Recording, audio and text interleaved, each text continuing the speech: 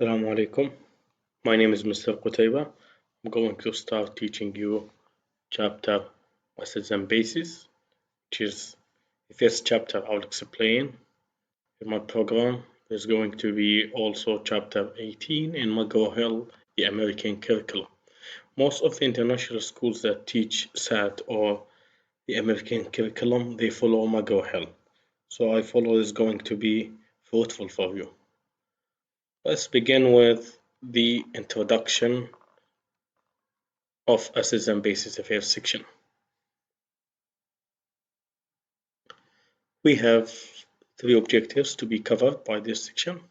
First objective, we are going to identify physical and chemical properties of acids and bases, and then we will classify solutions as acidic, basic, or neutral.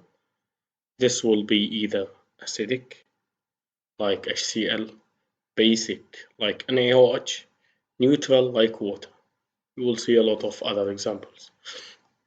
Third one is comparing between Arrhenius, Bronsted-Lowry, and Lewis models of acids and bases. We are going to see that we have three different models that describe acidity or basicity. One of them is called Arrhenius. Of course, it goes to the scientist who discovered this model. The second one is Bronsted-Lowry. The third one is Lewis. Lewis, you already covered this in previous years, maybe. So you will see how Lewis models are related to whatever you already studied about electrons before. Okay. A new vocabulary in this lesson.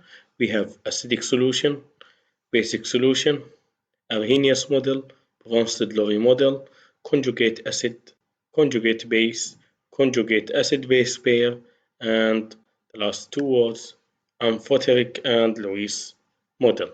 The main idea in this lesson, we are going to see different models that help to describe the behavior of both acids and bases. Let's move on. The first thing in this lesson is the properties of acids and bases. You need to know some of these properties. If you see here in these slides, I described only four. If you want to know more about this, you can read the textbook. The main four properties of acids and bases that acids taste sour, just like the lemon taste. Bases taste bitter, which is like the taste of soap. And some detergents. Bases feel slippery. When you wash your hands, you feel like there are some bubbles and the feel is very softy and it goes smoothly, which means slippery. Yeah? This is also found in bases. The second point, acids turn the blue litmus papers to be red. On the other hand, bases turn the red litmus paper to be blue. So each one of them turns the litmus paper to different color. Acids make it red. This is why I keep these slides showing you that acids are red. So if you have a red solution, if you have a red litmus paper in a solution, this means that it's going to be acidic solution. If you have basic solution, you're going to have a blue litmus paper. Whatever color you have the litmus paper starting with, it will end up with a blue for the base, red for the acid. Okay, both acids and bases are conductors of electricity. You know, acids and bases are electrolytes, are both ionic, mainly are ionic compounds. So if they are ionic, it means they are made up of ions. And if you dissolve them in water, they are going to give you electrolytes. So these ions will conduct electricity. And this is what we will see in all acids and bases solutions that are conductors of electricity. So they are similar in this point only. They are different in both the taste and the litmus paper color. The last point is only for acids. Acids react with metals and carbonates. When we see acids react with metals, they produce what? They produce hydrogen gas.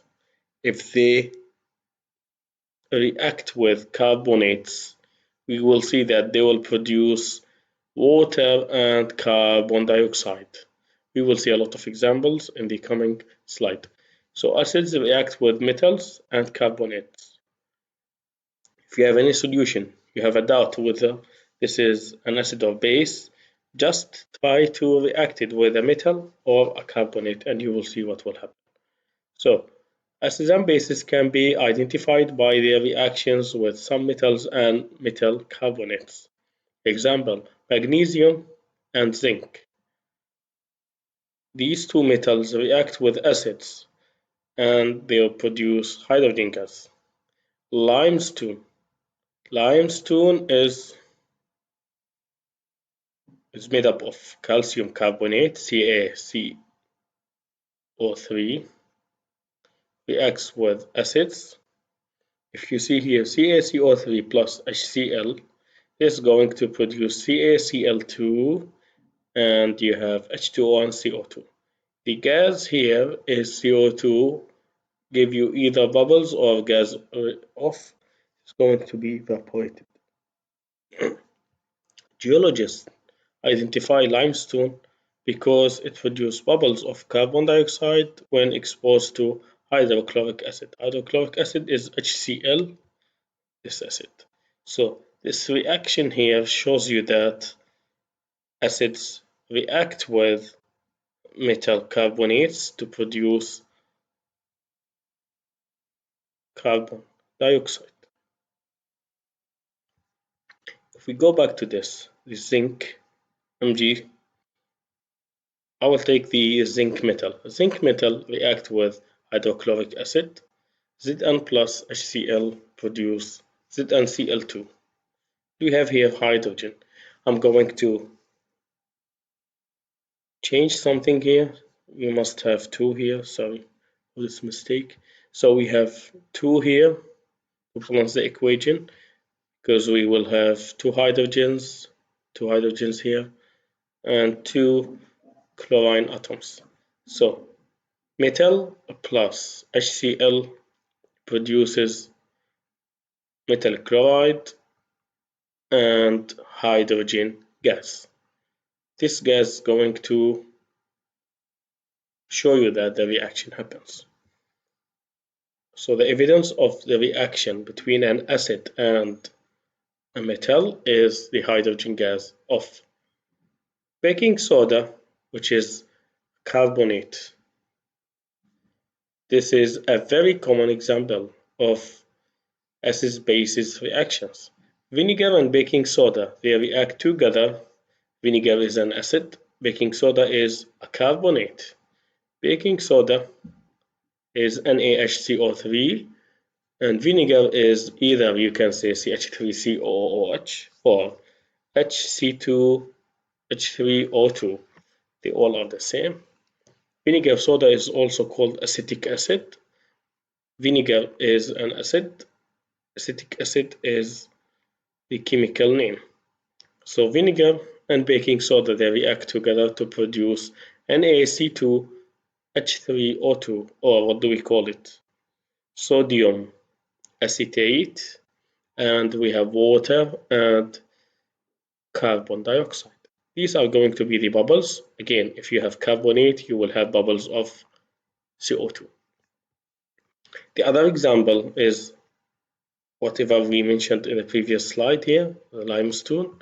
The limestone plus hydrochloric acid produces calcium chloride, water, and carbon dioxide as bubbles. Let's talk about some properties of acids and bases. We said the water is made up of hydrogen and oxygen, H2O. All water solutions contain hydrogen ions, yeah, and hydroxide ions that are called OH negative. Hydroxide ions usually produces negative ions, and these ions will represent the basic solutions. Is what we will see in the next point. So, as per this definition, an acidic solution contains more hydrogen ions than hydroxide ions, while the basic solutions contain more hydroxide, which is OH negative, than the hydrogen ions. So any solution that has more of the H positive ions, we will call it acidic solution. If you have more of hydroxide or OH negative ions, we will call it basic solution. This is about the acids and bases solutions that are dissolved in water or aqueous solutions. The usual solvent for acids and bases is water, of course, because water is the universal solvent. Water produces equal number of hydrogen and hydroxide ions in a process called self-ionization. This is what we call self-ionization. If you have two molecules of water, they react together, they produce one of the hydrogen ions is going to be moved to the hydronium ion to produce hydronium ion to the other one. So if you have here one of the hydrogens going to this side, you will have hydronium ion H3O positive, okay, and the other part should be OH negative because this water lost hydrogen, so it has only now OH. H2O is actually HOH, so you have H and OH. H will go to the other water molecule to produce hydronium ion. The other part will remain, which is OH negative. If you have any solution that has more of H positive, we'll call it acid. If you have more of OH negative, which is blue here in the indicator, which means you have basic. And here, this is the litmus paper color, just to make it simple for students to memorize the acid to be red, the base to be blue. Neutral means the number of hydrogen ions. The number of hydroxide ions will be equal. This is definition of water. This is why we call it neutral. So water is both acids and bases. Okay, let's see now the three different models. The first model is called Arrhenius. Arrhenius model states that an acid is a substance that contains hydrogen and ionizes to produce hydrogen ion in aqueous solution. So acids contains hydrogen and ionizes to produce hydrogen ion or H positive in aqueous solution. The base will be exactly the opposite. The opposite, if you have a base substance that contains hydroxide group, hydroxide is OH negative and dissociates to produce a hydroxide ion when you dissolve it in water or in solution. Acids produce H positive, bases produce OH negative. This is Arrhenius model. Very easy and simple. Let's see now what will happen by reactions. So if we take HCl as an acid, I will know that this is an acid because it has a hydrogen side that will be hydrogen ion when ionized, and the other part is negative. The negative charge of this ionic compound will be positively charged, negatively charged, and they both are aqueous, which means dissolved in water. Okay, NaOH dissociates to produce OH negative ions. If you see here, the acids ionize, the bases dissociate. Why? Because these acids are made up of ions here. Bases are solid. Okay, so if you dissolve, okay, at least this example, if you put NaOH powder, sodium hydroxide, dissolve it in water, is going to produce Na positive, and aqueous means dissolved in water, and OH negative. This is our goal. We look through the OH negative and H positive. If we have H positive in the products, as per Arrhenius, this is an acid. If you have OH negative in the products, this means you have base. Simple and easy. Some solutions produce hydroxide ions even though they don't contain a hydroxide group. We will see example is an H3 or ammonia, and we will see later on in the following lesson this is going to be called weak base. So this note will be discussed also in other sections, but we will see that this is the point that Arrhenius failed. We can say the limitation of Arrhenius model, or the mistake that Arrhenius failed to explain. Bronsted-Lowry model, the second model, describes acids and bases. Okay, states that an acid is a hydrogen ion donor. So if there is a hydrogen ion donor, I will call it an acid. And a base is a hydrogen ion acceptor. A base is a hydrogen ion acceptor, which means accepts the hydrogen ions, accept the proton, accept this positive ion. While the acidic ones will donate this. Go back to this here. H positive comes from acid, so anything related to donation of these hydrogen ions, I will call it an acid. Okay, same coming here. Acid is a hydrogen ion donor. So back to Arrhenius. Arrhenius talks about what? Talks about producing hydrogen ion or hydroxide ion. While the other one, Bronsted-Lowry, talks about donation and accepting. Okay, if you donate hydrogen ion, you are an acid. If you accept this hydrogen, we will call you base. Look at this point. Water and other substances that can act as acids and bases, we will call them amphoteric. Amphoteric means they are they are between acids and bases, which means they are neutral actually. But they react sometimes as acid, sometimes as base. It depends on what you have in the reaction, which is actually the conjugate acid and base point. Okay, next part, conjugate acid base and the conjugate acid base pair. Conjugate acid is different than conjugate base. This is what we will see in Bronsted-Lowry model. Conjugate acid is the species or the matter that produced when a base accepts hydrogen. So if you have a base that accepts hydrogen, I will call it now conjugate acid. If you have a conjugate base, it's produced by an acid that donates hydrogen.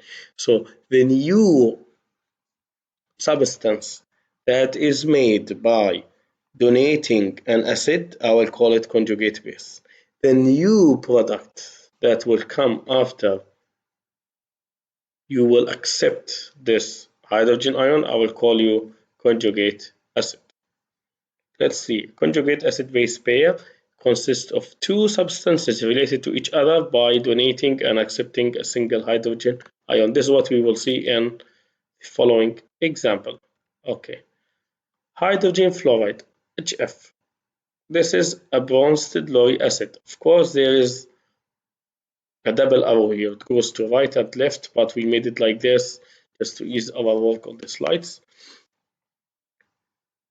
HF is an acid. How do I know? Because it has hydrogen ion that is moved, shifted, donating, transferred to the water molecule. So HF is an acid. If we have HF acid, look at this. What will be on the other side? F negative.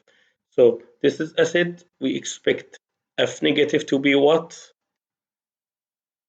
Correct, it's base, it's conjugate base. See, acid comes with conjugate base. So we can make an arrow here, or we can say that we are going to match between HF and F negative. And if you see, they both are similar to each other. We only lost one hydrogen here. So acid and conjugate base. Look at the other part. If we consider the acid as the first substance, of course the second one must be a base. There is no doubt about this. If you have the first one decided to be an acid, the second one should be base. So water here acts as base. How do I know that acts like base?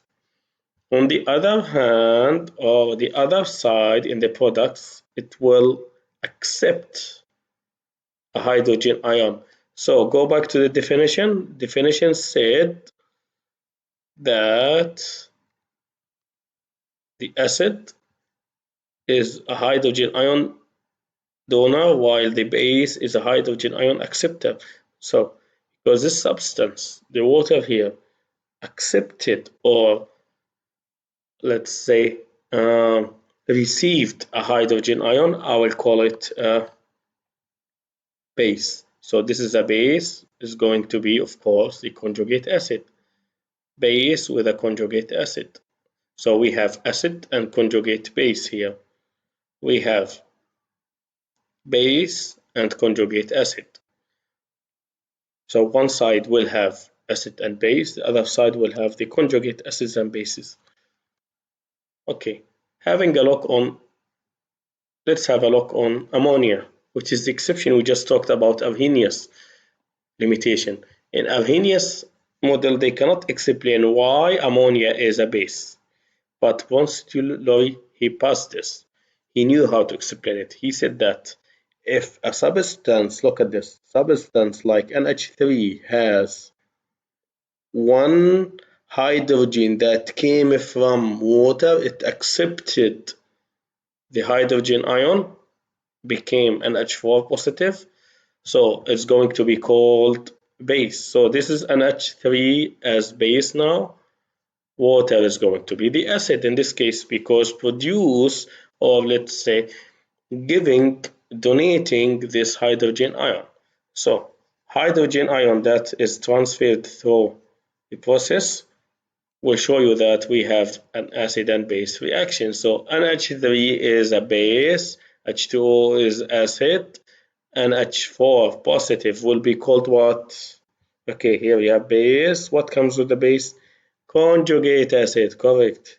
H2O, water, is acid here. After we have the reaction, it will be conjugate base, correct. Okay, so you can double check with that. Monoprotic and polyprotic acid.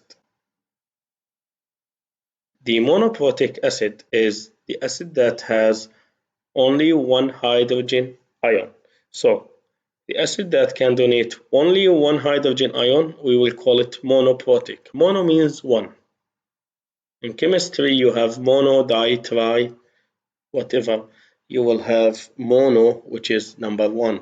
So you have one hydrogen ion. Protic means proton, yeah? So one proton is going to be donating here. In this case, HF is a good example to be explained. HF is made up of only one hydrogen. So we'll call it monoprotic acid. The other example is like H2SO4. This one is going to be called what? Polyprotic acid, because it has more than one hydrogen ion, correct. Okay, we have a lot of examples here, HCl, HNO3, and we are going to explain until we reach H3PO4. I'll start with this, HCl, hydrochloric acid, it's monoprotic. HNO3 is monoprotic, correct. H2SO4 made up of two hydrogens, so I will call it polyprotic. HSO4 negative is going to be called monoprotic.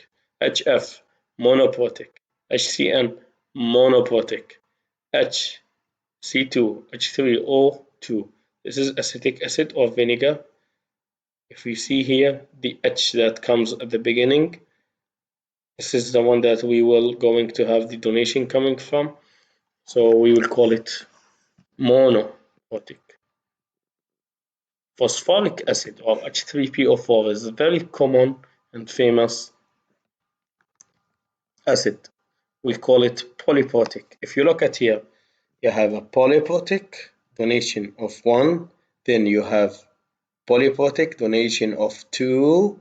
You still have the opportunity to have 2. Okay, it will be now 1 only, this is mono, so on. So you have 3 different hydrogens to be produced from the first one, the original one, H3PO4. This is why we call it polyprotic. And we will see these reactions in the coming section, inshallah.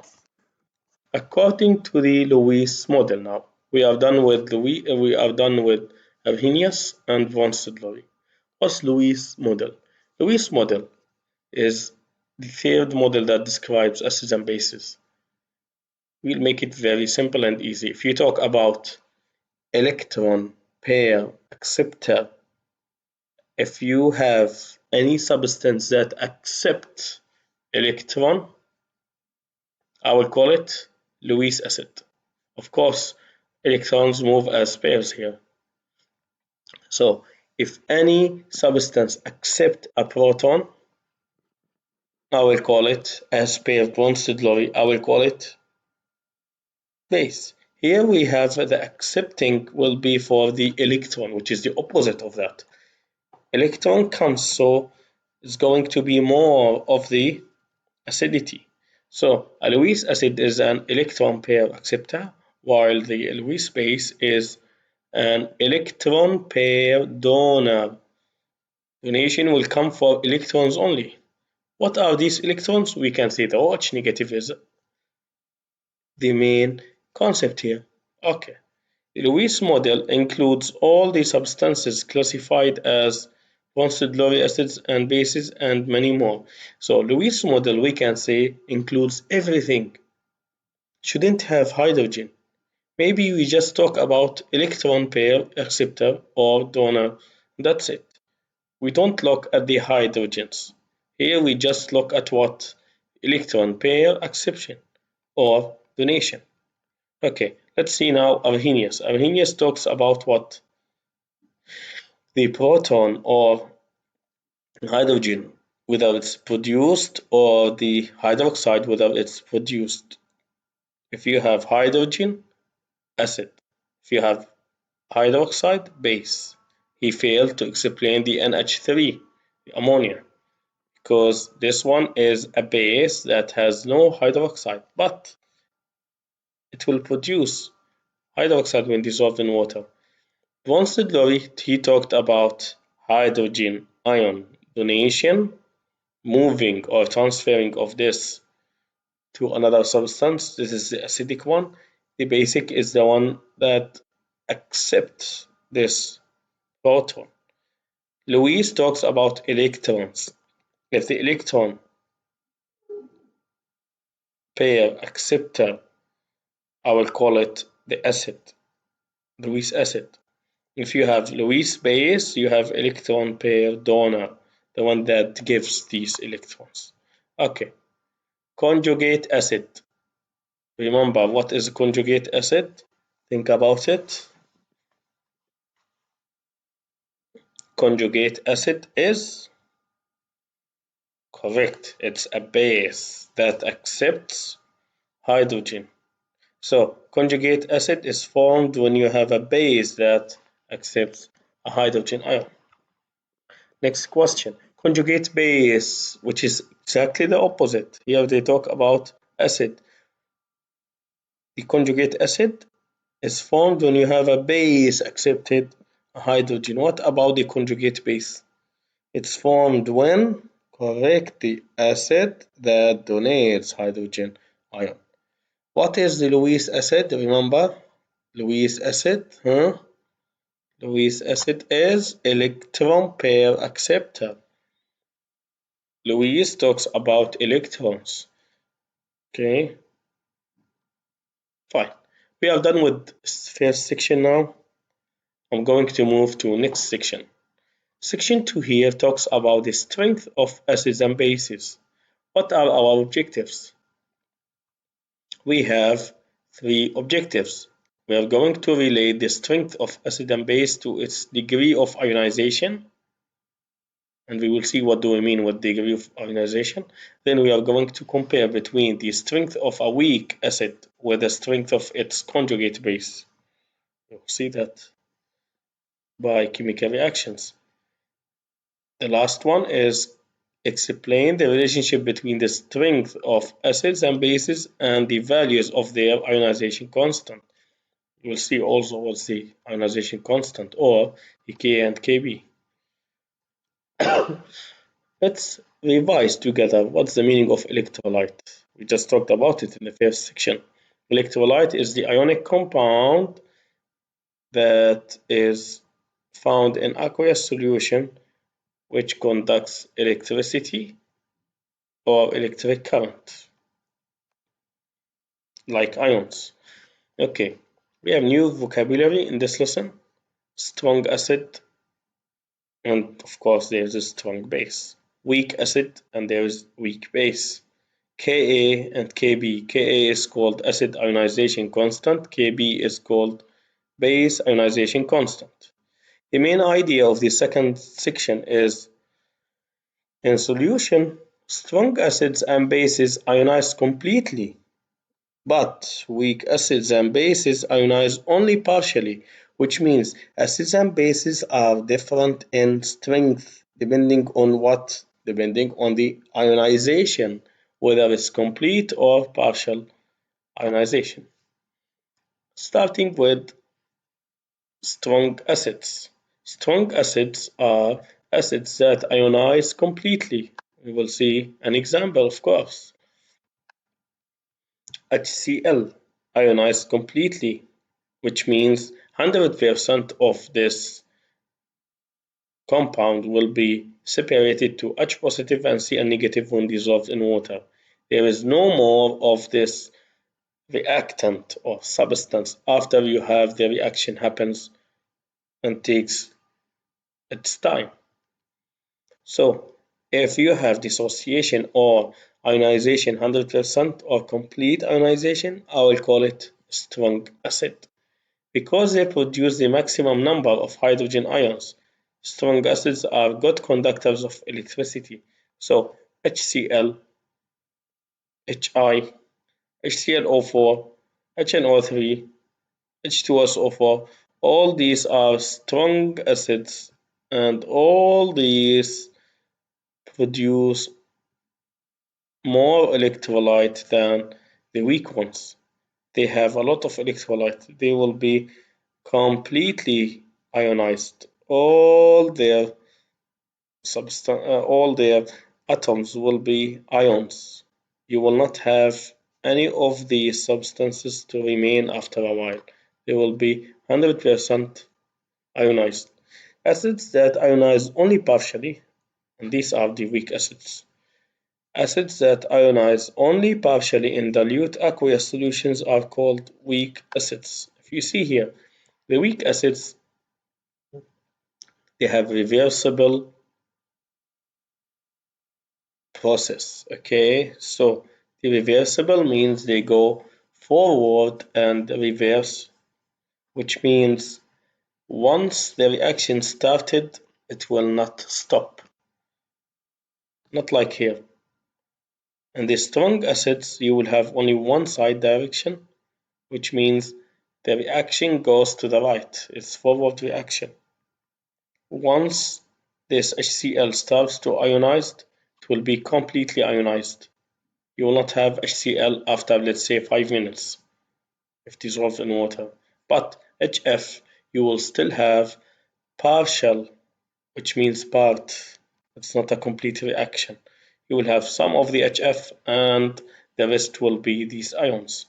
Some of the acetic acid will remain and you will have its ions. Some of the sulfuric acid or hydrosulfuric acid will remain, while the carbonic and hypochlorous also have the same condition. So all weak acids are partially ionized, while all strong acids will be completely ionized. So strong acids completely ionized, weak acids partially ionized. Strong acids goes to one direction only. Weak acids have reversible or equilibrium here. Okay, with a strong acid, the conjugate base should be weak. So if you see here, one side will be strong, the other side will be weak. So if you have here on the left side you have strong acid, on the other side you will have weak base. And the opposite goes, of course, with the strong base and weak acid. Equilibrium lies almost completely to the right in the equation because the conjugate base has a weaker attraction for the H positive ion that does the base in the forward reaction. So you see that the reaction, okay, is under equilibrium for the weak acids because you will have some of these hydrogen ions will be attracted. There is some attraction between the substances and their ions. In a weak acid condition or state, the ionization equilibrium lies to the far left. It goes to the far left. Okay? In the ionization equation because the conjugate base has a greater attraction for hydrogen ions that does the base in the forward reaction. So if you just want to read this and translate it to a reaction, this is what you will see. Reversible reaction means forward and reverse reactions. So you have, let's take this, SO2 plus O2 will produce SO3. So if a reaction goes to two directions, this is a reversible reaction. And all reversible reactions can be either under equilibrium or they will be in different case. Equilibrium here is covered in previous chapters. So you can see that at equilibrium, the rate of forward reaction becomes equal to the rate of backward reaction. Equilibrium constant, K equilibrium. What is that? We already covered that in previous chapter. The K equilibrium is a constant or a number that relates the concentration of starting materials and products of reversible chemical reaction to one another at a given temperature. If you see, this is going to be called the chemical reaction. Of course, we should have another arrow goes back, but there is a mistake in the slide.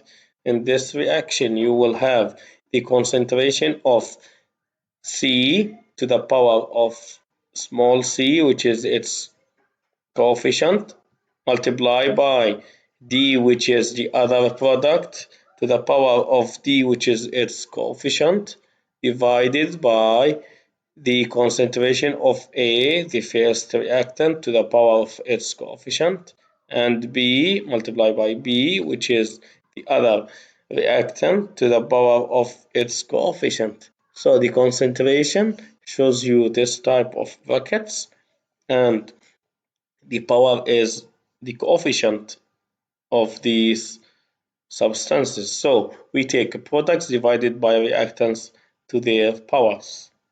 This is equilibrium constant or KQ. Equilibrium constant is a value that relates the position of a reaction at equilibrium, calculated by inserting values into the equilibrium constant expression. K equilibrium doesn't have unit, never will have any unit, because the concentration of both these two sides, the products and the reactants, will have the same unit. So if you have, for example, if this is molar This is molar.